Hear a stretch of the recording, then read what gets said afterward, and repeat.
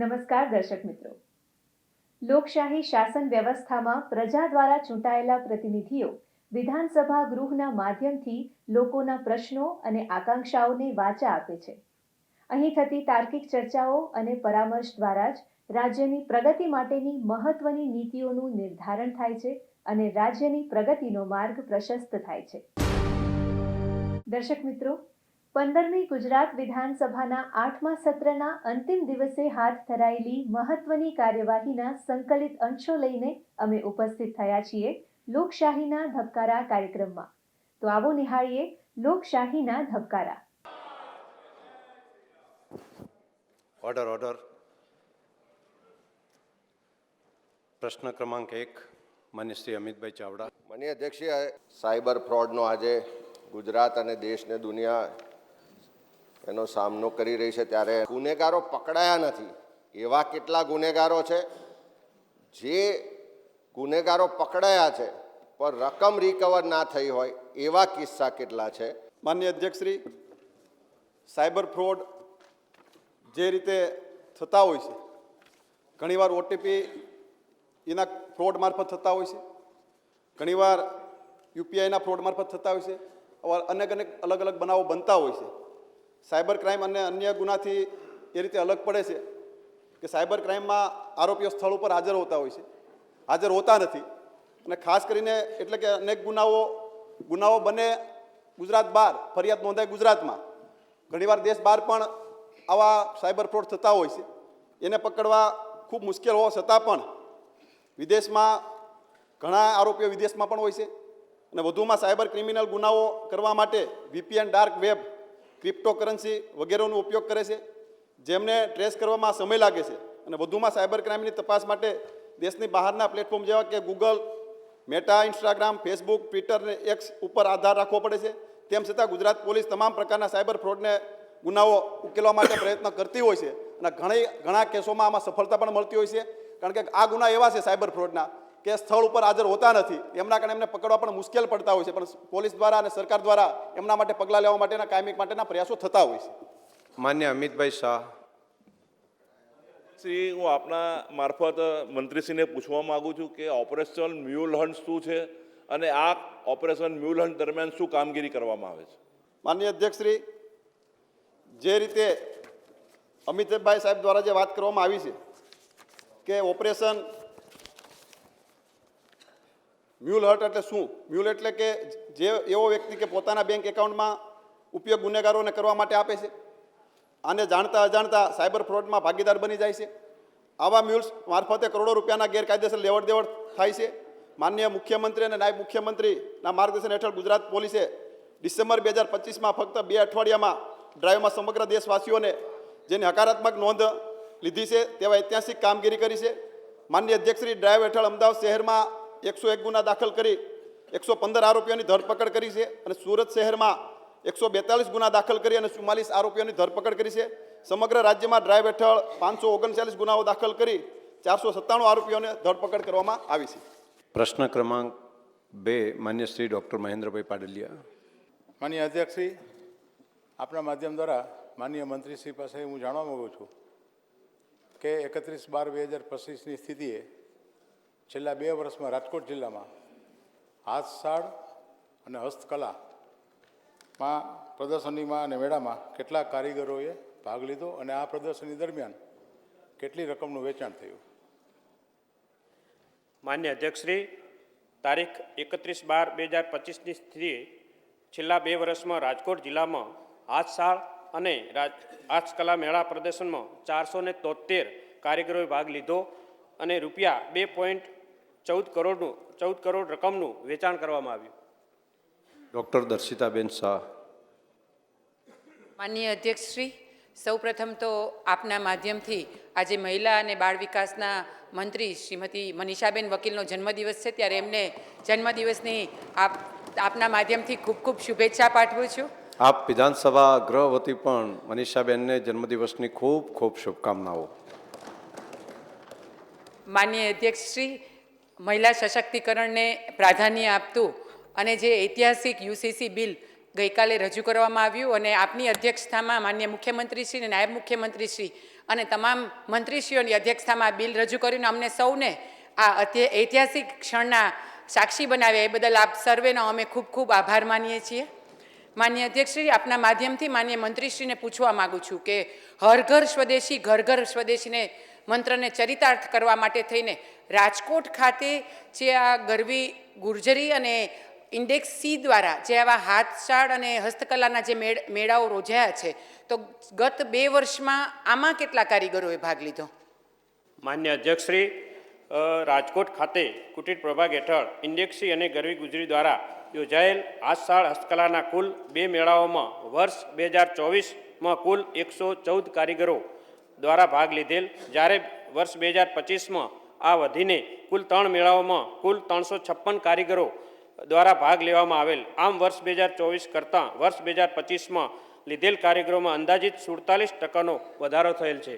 પ્રશ્ન ક્રમાંક 3 માન્ય શ્રી અરવિંદભાઈ પટેલ.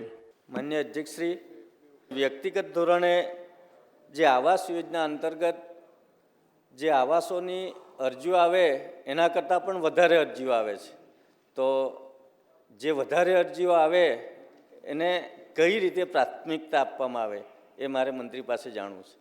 માનનીય અધ્યક્ષશ્રી, આદિજાતિ કુટુંબો દૂર દૂર વિસ્તારમાં રહેતા હોય છે. આવાસની બહુ જરૂરિયાત હોય છે.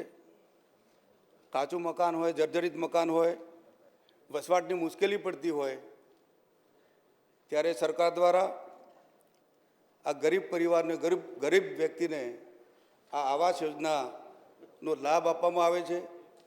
અને જેવી પરિસ્થિતિ પ્રમાણે ભૌગોલિક પરિસ્થિતિને ધ્યાને રાખી આ વ્યક્તિગત ધોરણે મકાનનો લાભ આપવામાં આવે છે. માનનીય અધ્યક્ષશ્રી, માનનીય અધ્યક્ષશ્રી, સભ્યશ્રીએ પૂછ્યું છે કે પ્રાથમિકતા.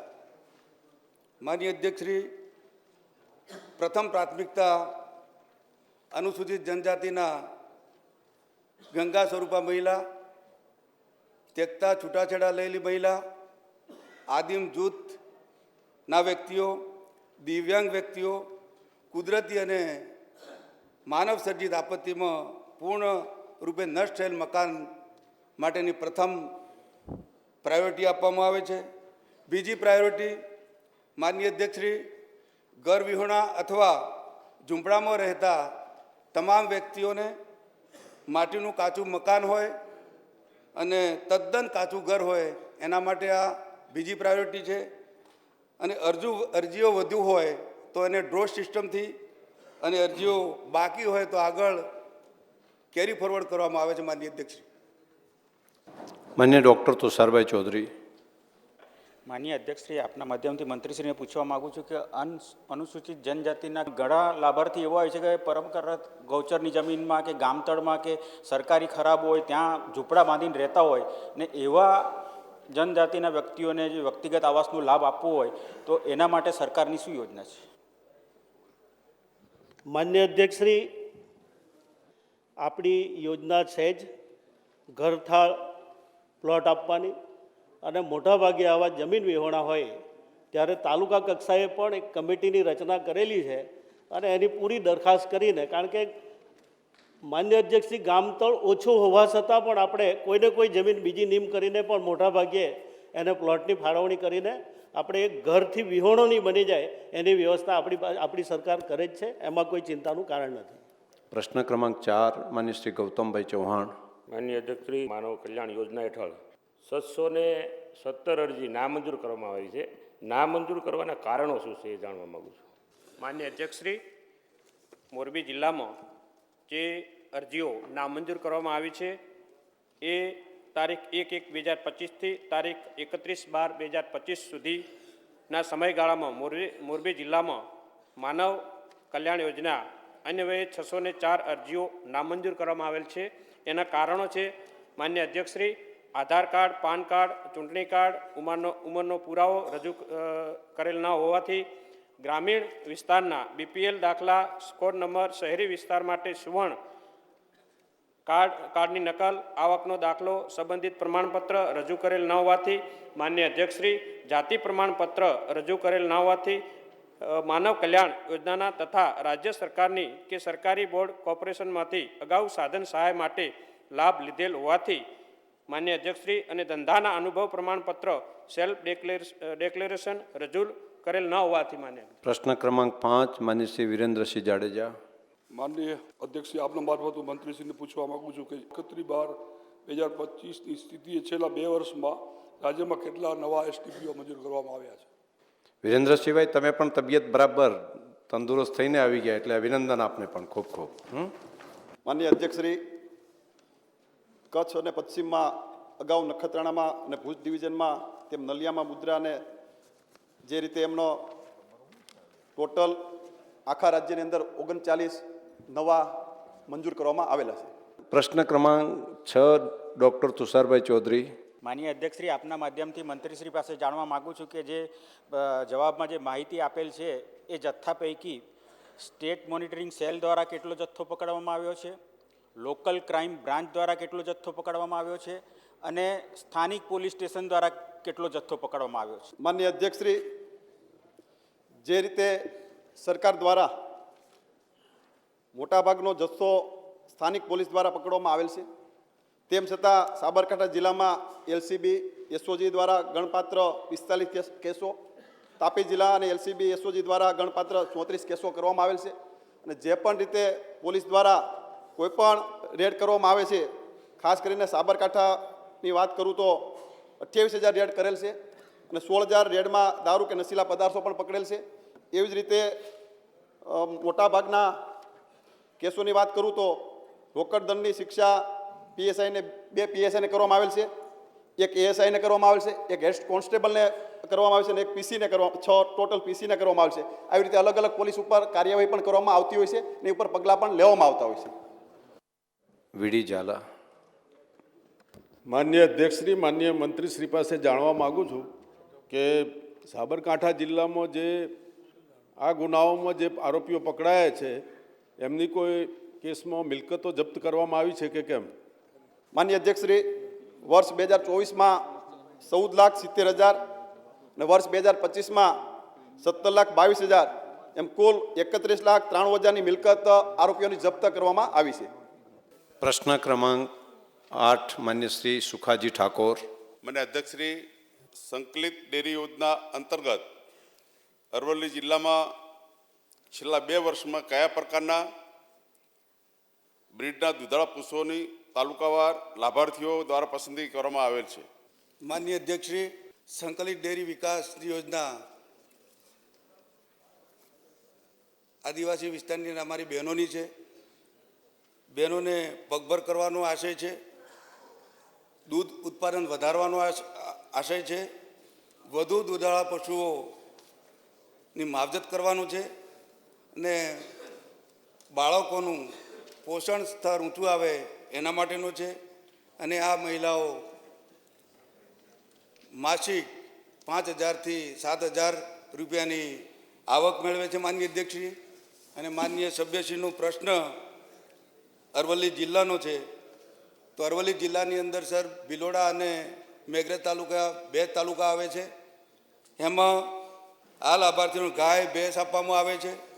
એમાં ભિલોડા તાલુકામાં 335 લાભાર્થીઓ અને મેઘરજ તાલુકામાં 159 લાભાર્થીઓ થાય છે અને કુલ 494 લાભાર્થીઓને ભેંસનું વિતરણ કરવામાં આવ્યું છે. માન્ય અધ્યક્ષ, તેમનો પ્રશ્ન એવો હતો કઈ બ્રીડને આપવામાં છે, કઈ બ્રીડ, કઈ જાતિ, એવું કોઈ પૂછ્યું છે?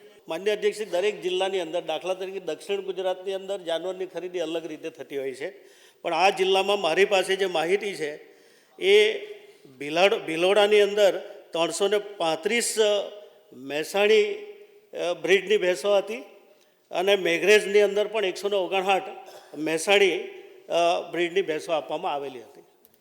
માન્ય શ્રી ભીખુસિંહભાઈ. માનનીય અધ્યક્ષશ્રી, માનનીય મંત્રીશ્રી પાસેથી જાણવા માગું છું કે સંકલિત ડેરી વિકાસ યોજના અંતર્ગત છેલ્લા 5 વર્ષમાં તાલુકાવાર કેટલી અરજીઓ મળી અને કેટલા લાભાર્થીઓ છે? માનનીય અધ્યક્ષશ્રી, ભિલોડા તાલુકાની અંદર 1255 અરજીઓ મળી, 874 મંજૂર કરવામાં આવી અને લાભાર્થીઓની સંખ્યા 716 થઈ. મેઘરજ તાલુકાની અંદર 727, મંજૂર અરજી 384 અને લાભાર્થીઓની સંખ્યા 325. આમ કુલ બંને તાલુકાને મળી 1982, મંજૂર અરજી 1258 અને 1041 લાભાર્થીઓને લાભ આપવામાં આવ્યો. માનનીય અધ્યક્ષશ્રી. પ્રશ્ન ક્રમાંક 9 માન્ય શ્રી અક્ષયભાઈ પટેલ.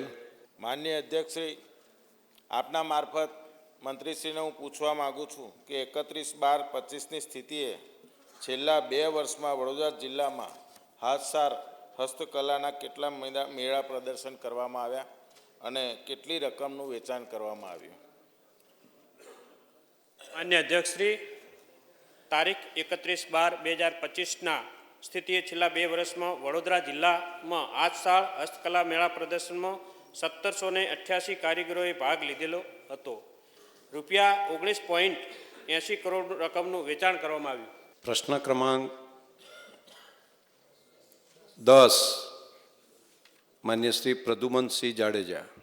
માન્ય અધ્યક્ષશ્રી, આત્મનિર્ભર ગુજરાતમાં કચ્છ જિલ્લામાં તાલુકાવાર ક્લેમ અરજી કેટલી આવી અને કેટલી સહાય ચૂકવવામાં આવી?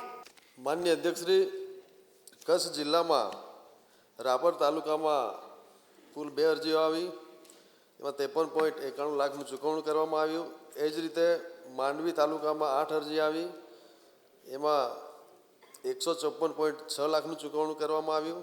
અબડાસા તાલુકામાં 1 અરજી આવી, એમાં રૂપિયા 29.34 લાખનું ચૂકવણું કરવામાં આવ્યું. એ જ રીતે માન્ય અધ્યક્ષશ્રી, ભચાઉ તાલુકામાં 5 અરજીઓ આવી, એમાં રૂપિયા 119.7 લાખનું ચૂકવણું કરવામાં આવ્યું. ભુજ તાલુકામાં 51 અરજીઓ આવી, એમાં રૂપિયા 1065.77 લાખનું ચૂકવણું કરવામાં આવ્યું.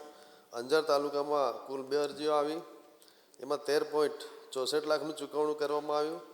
ગાંધીધામ તાલુકામાં 6 અરજીઓ આવી, એમાં રૂપિયા 43.15 લાખનું ચૂકવણું કરવામાં આવ્યું.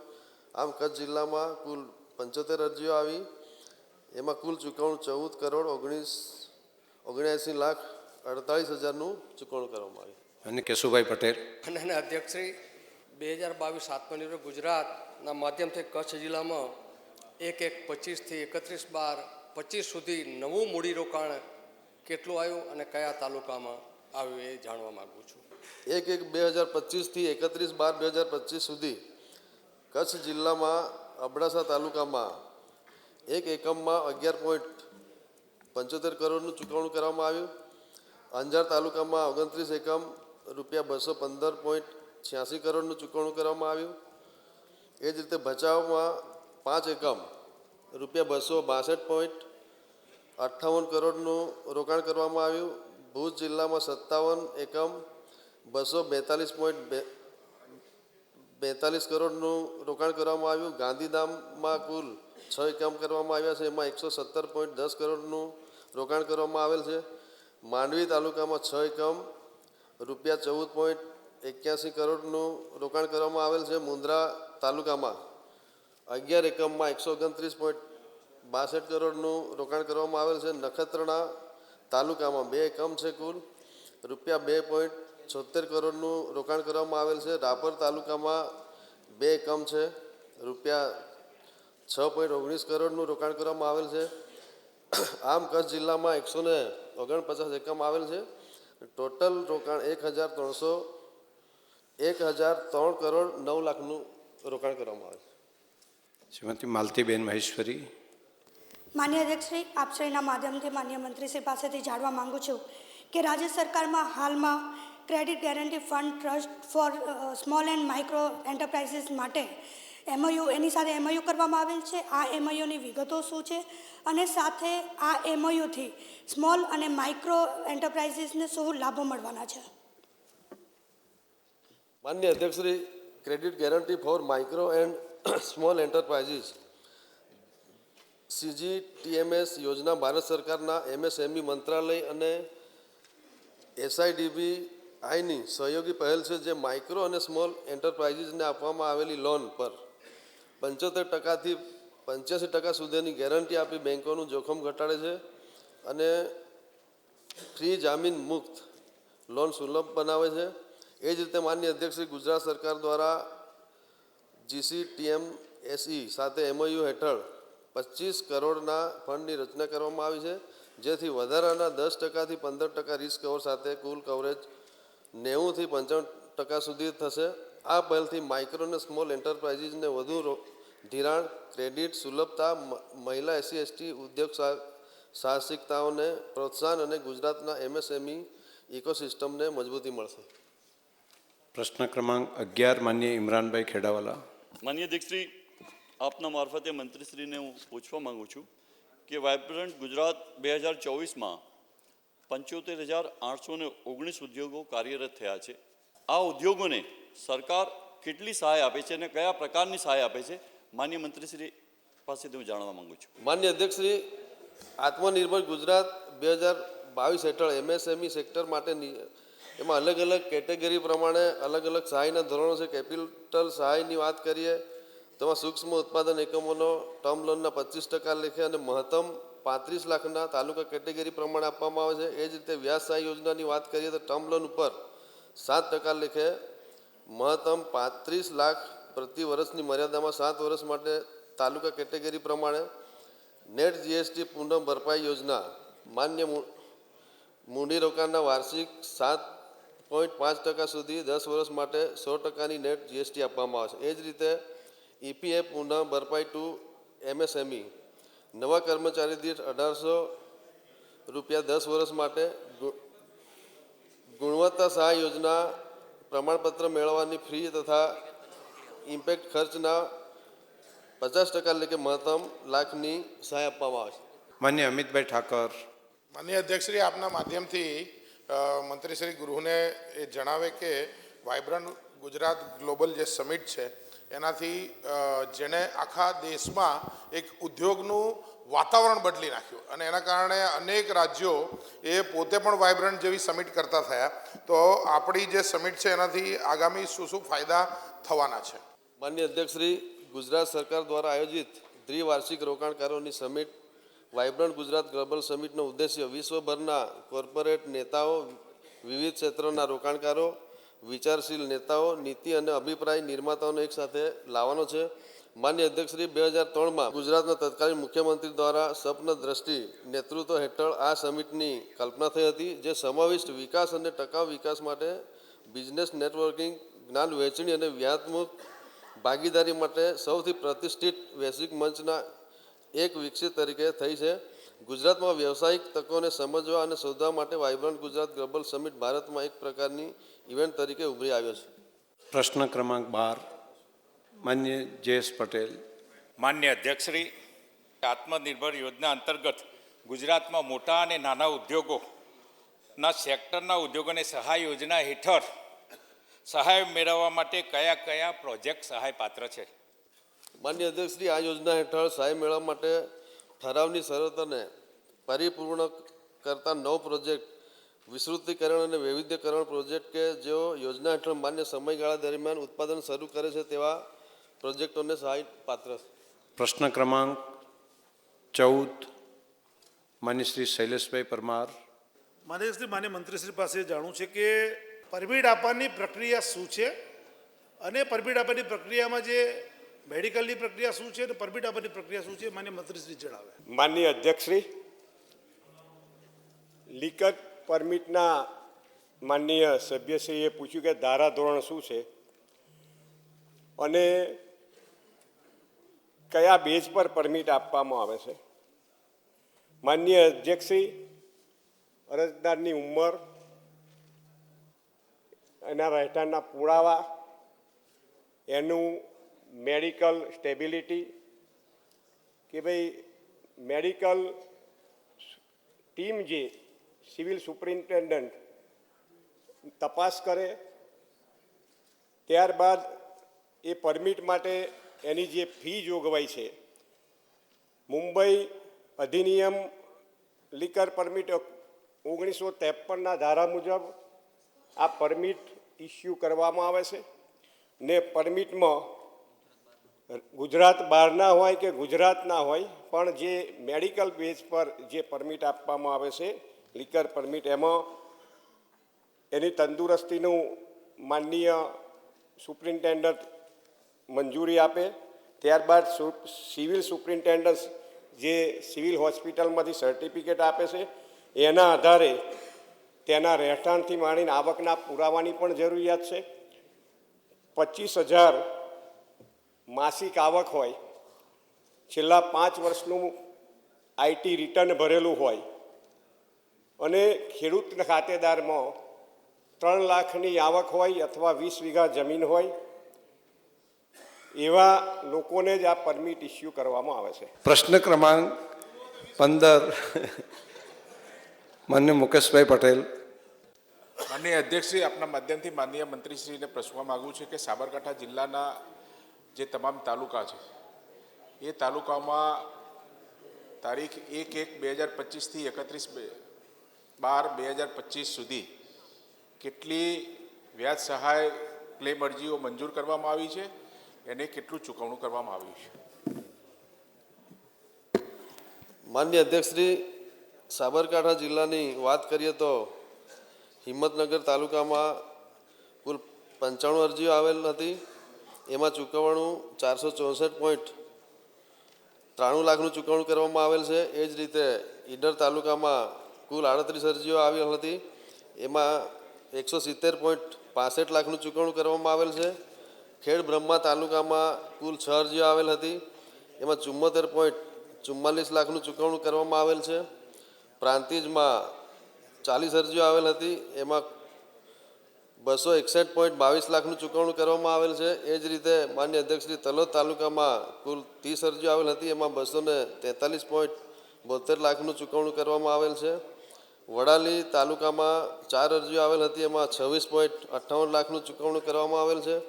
આમ સાબરકાંઠા જિલ્લામાં કુલ 213 અરજીઓ પૈકી 12,41,54,037નું ચૂકવણું કરવામાં આવે છે. પ્રશ્ન ક્રમાંક 16 પાયલબેન કુકરાણી. માન્ય અધ્યક્ષ, હું આપના માધ્યમથી માન્ય મંત્રીશ્રીને પ્રશ્ન પૂછવા માંગુ છું કે ગુજરાત રાજ્ય સરકાર દ્વારા હાંસોલ ખાતે હેલિપોર્ટ વિકસાવવામાં આવનાર છે, તે માટે કેટલી જમીન મેળવવામાં આવે છે અને કઈ જમીન મેળવવામાં આવેલ છે? માન્ય અધ્યક્ષશ્રી, રાજ્ય સરકાર દ્વારા હાંસોલમાં તાલુકા આસરવા જિલ્લા અમદાવાદના સર્વે નંબર 313, 322, 323 તથા 329 વાળી સર્વે નંબરની જમીન કુલ 25,020 ચોરસ મીટરની સરકારી જમીન હેલિપોર્ટ બાંધકામ માટે નિયામક નાગરિક ઉડ્ડયનની કચેરીના નામે તબદીલ કરવા હુકમ કરવામાં આવેલ. તો દર્શક મિત્રો, ફરી મળીશું આવતા સત્રમાં. ત્યાં સુધી રજા આપશો. નમસ્કાર.